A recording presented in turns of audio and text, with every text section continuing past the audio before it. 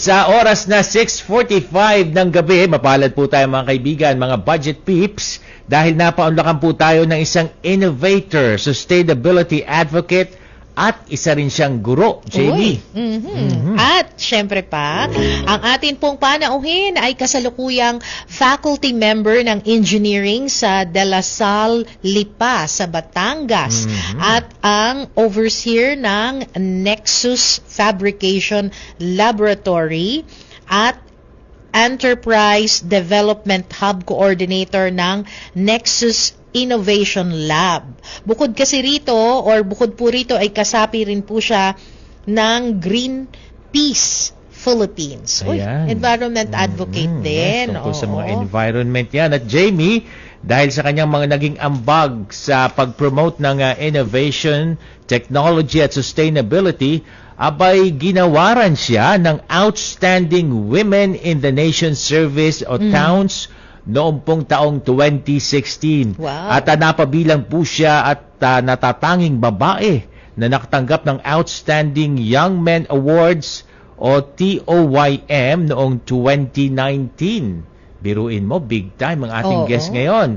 Kaya naman, makakasama po natin online via Zoom. Welcome sa Usapang Budget natin, si Engineer Aisa Mijeno Labastilla. Magandang gabi po, Engineer. Magandang gabi Magandang po sa inyo, gabi po Engineer. sa mga sumusubaybay sa inyong programa. Magandang gabi po, Miss Jamie and Sir R. And thank you for having me in your program. At salamat po sa pagbibigay niyo po ng oras dito sa ating palatuntunan ngayong gabi. Engineer Aisa, gusto muna namin kayong makilala. I'm sure yung ating mga tagapakinig ay gusto rin kayong makilala ng lubusan. Can you tell us something about yourself?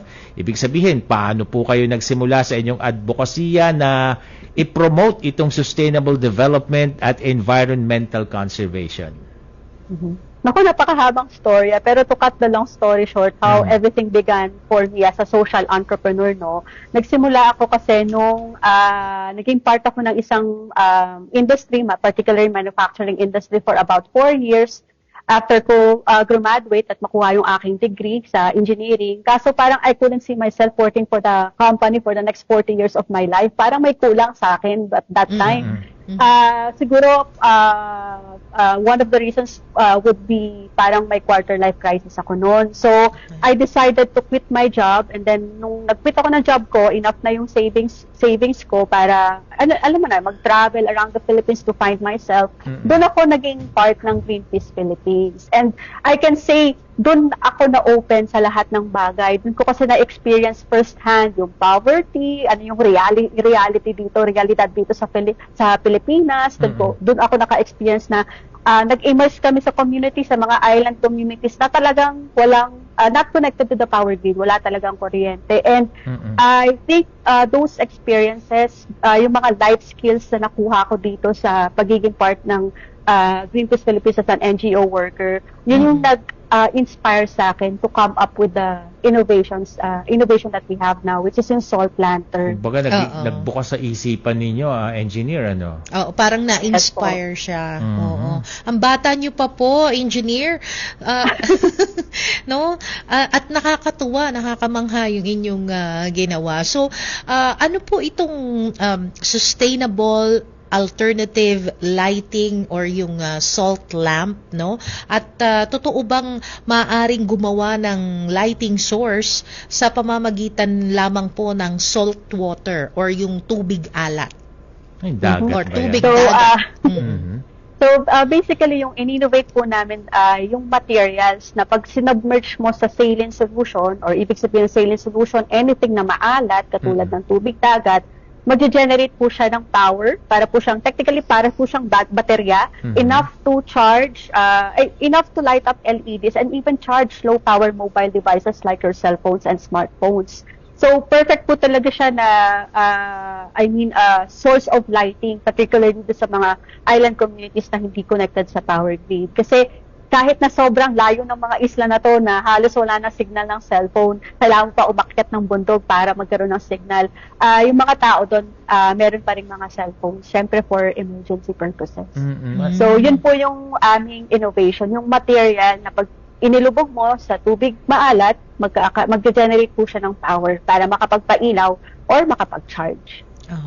Alam mo, Jamie, kahit nung bata pa ako at hanggang ngayon talagang humahanga ako diyan sa mga inventor, nakaka-invento ng mga bagay-bagay, yung mga scientists na ganyan na talaga namang ang lawak ng kaisipan nila no? Totoo. Parang yung nagsabog ang Panginoon ng talino, parang sinambut lahat nila. Iniisip ko, paano nila nagagawa itong mga bagay na ito, At talaga namang nais naming itanong sa katulad po ninyong innovator, engineer, ibahagi nyo nga po sa amin itong imbensyon ninyo na nakapag-establish na po ba kayo ng isang social enterprise? At ano po ang pangunahing mission nito at yung mga challenges nyo po sa pagbuo po nito, engineer? Apo. So, ngayon po, sa tulong po ng isang incubation program, local incubation program na funded po ng mga private companies dito sa Philippines, maganda po na may mga ganitong program na ngayon. So, kung yung mga estudyante natin, katulad na yung guru po ako, may mga estudyante kami na mga gaganda yung ideas nila, pwede namin itap itong mga organizations na tutulong sa amin para i-turn itong ideas namin into sustainable business. So, yun po yung nangyari sa akin. So, with the help of that incubation program, nakapag-establish po kami ng social enterprise. Yun nga po yung tawag po namin ng SALT. It's an acronym po, it stands for Sustainable Alternative Lighting. And ang main mission po namin is to donate these lanterns dun po sa mga island beneficiaries with the help of private companies na may CSR, LGUs, and NGOs. So, yun po yung main mission po namin. And the challenge really is to, yung habang binubuo pa po namin yung lampara. Kasi it really needs quite a lot of capital and investment to research and develop this product that we have. Pero pag may mga magandang idea, halimbawa, nasabi nyo, pag may magandang idea, may pagkakataon na minsan naaagaw yun no? Yung credit na pupunta sa iba. So kaya dito po sa school, I will wear my teacher hat muna po. Sige po. Dito po sa school, meron po kaming IP, Intellectual Property Office, na yun po yung tumutulong sa mga estudyante pag may maganda po silang idea to protect their intellectual property rights. So yun din po yung nangyari sa amin. With regards to the incubation program na nasalihan po namin, tumulong din po sila sa amin para i-protect din po yung kailangan i-protect din po sa aming innovation. And nabanggit nga po ninyo na talagang sabihin na natin may kamahalan kapag ka mag-i-invent ka, syempre kailangan talaga ng pera. So sa ngayon po ba available na po ba yung salt lamp sa merkado at maaari din po bang maging DIY ito or you do it yourself yung mga ganito pong klase? Hirap yung sa availability, hindi pa po siya available sa retail market. Although ngayon po ay nag-accumulate po kami kasi yung aming pong partner ay kailangan baka 500 units at least para mag-start po sila mag-assemble ng lantern. And then, yun po yung ginagawa namin. We partner with LGUs, NGOs, mga private companies, hanggang sa ma-accumulate po namin yung 500 units and then we donate this to target beneficiary communities po nila. And then for the DIY part naman po, posible naman po siyang i-DIY part. Yun nga lang po, medyo mahirap po dun sa material part kasi may manufacturing process po doon na medyo mahirap kung i-DIY. It needs equipment and tools po para mabuo po siya. May mga seminar ba para sa mga ganyan, engineer? Ay, marami po. Sa katunayan po, ang school po namin, which is Tala Salipa, ay kabilang po sa TBI, Technical Business Incubation. So, ang kagandahan po ngayon at swerte po ng mga kabataan ngayon. Kasi nung ako nag-i-start pa, wala pang ganito. So, talagang suot po kami sa butas ng karayom. So, sobrang hirap po na ipalaganap yung idea po namin at kumuha ng investor. So, ngayon po, marami po mga start-up events na pwede pong salihan ang mga estudyante na may mga ganitong idea. Or kahit hindi estudyante, basta may maganda po silang innovative ideas, they can join mga startup events po natin. Na dito sa startup events, makakakuha po kayo ng mga partners na pwede nyo rin pong maging business partner, pwede nyo pong maging investors. So, yun po yung kagandahan po ngayon kasi since lumaganap na po yung startup dito sa Philippines, gumaganda na po yung startup ecosystem. Ano po yan? So, mga short training courses po yan? Ganon? Opo, may mga training, may mga workshops po, like yung mga design thinking. Yung Maganda, design thinking po dito po talaga ituturo sa inyo kung paano mag-ideate, paano mag-isip ng problema at solusyonan yung problema na yon, and then maggawa ng business out of it. Aha. Okay. Ayun, maganda. Oo. At syempre, dun sa mga nanonood po sa atin, ma'am, no? Ano po yung maipapayo ninyo sa mga batang innovators at aspiring scientists? Actually, yung anak ko, pag tinanong mo siya, what would you want to be when you grow up? Sasabihin niya sa akin, gusto daw niya maging scientist. Wow. Kasi itanong mo kung bakit. Bakit daw? Mag-iimbento daw siya ng potion para hindi na daw ako hindi na daw ako tataba at saka hindi na ako tatanda. Di ba? Ayan, patinin mo ng training kay engineer. Yes po.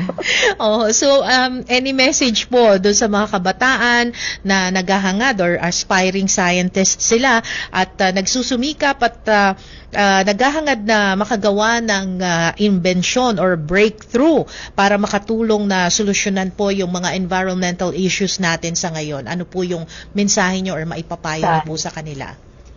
Siguro po, yung una ko pong maipapayo, never get discouraged, lalo na pag kayo ay nag-fail sa isang bagay. Kasi yung fail na yun, it's a stepping stone para makagawa pa or maka-improve pa ng ideas or innovation na inyong gustong solusyonan or problema na gustong solusyonan.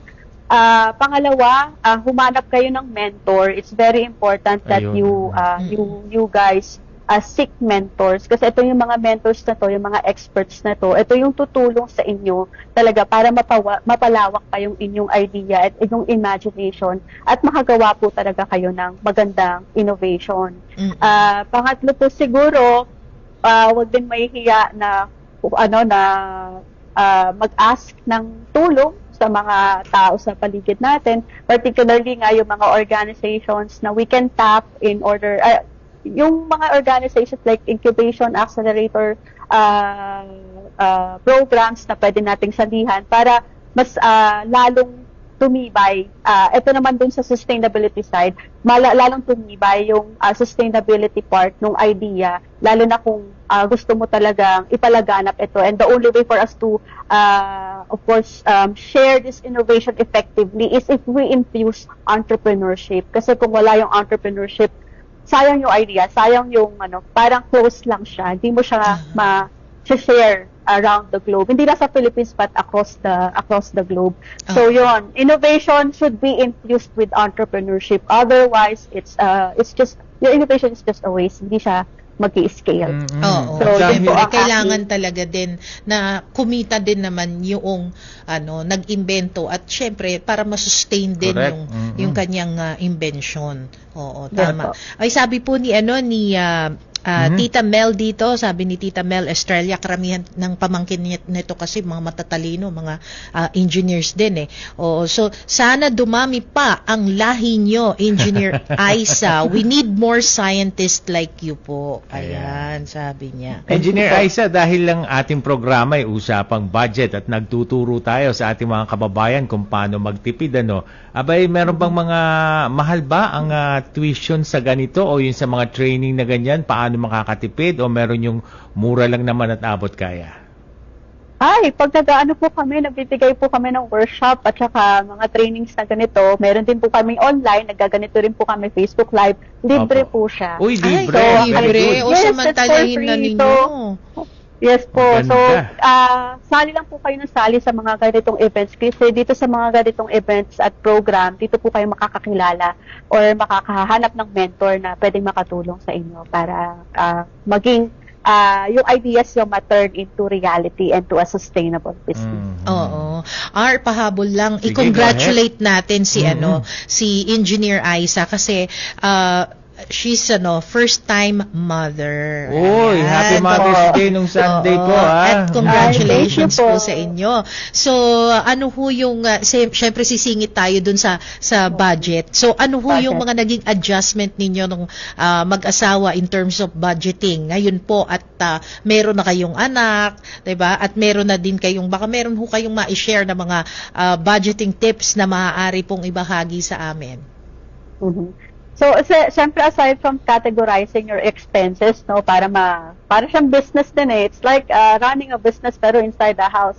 Para alam mo yung cash flow mo.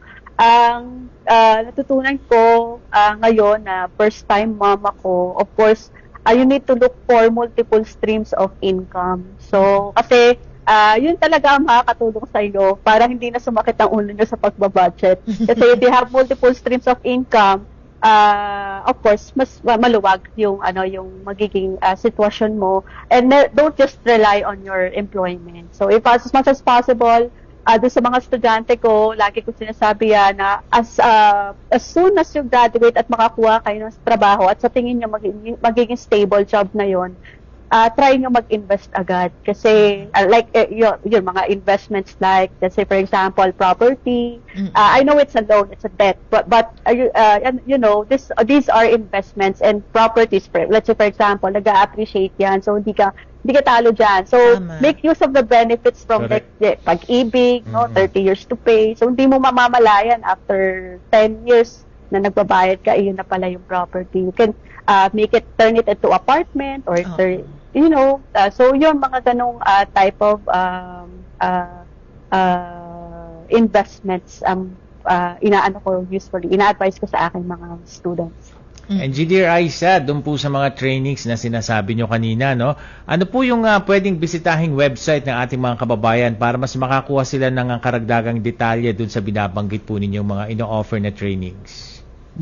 So, meron po kaming Facebook group. It's not a page, but it's a group. So, you can join that Facebook group. It's called Startup PH. So, dito po, lahat po ng mga startup founders at mga aspiring startup founders nag-iipon-ipon para kung may mga questions or may mga opportunities na pwede i-offer, pinopost lang po nila doon. So, kung may mga trainings po sila na ino-offer na for free, you can just join the group, and yun, mas marami po kayo makikilala doon ng mga founders at mga entrepreneurs na can help you with your ideas. Ayun. Okay. And baka meron pa po kayong pahabol na mensahe doon po sa mga nanonood po sa atin. Go ahead po, Engineer. Ayun. So, supportahan nyo po yung mga inventors natin and scientists. I think ito lang po yung kulang.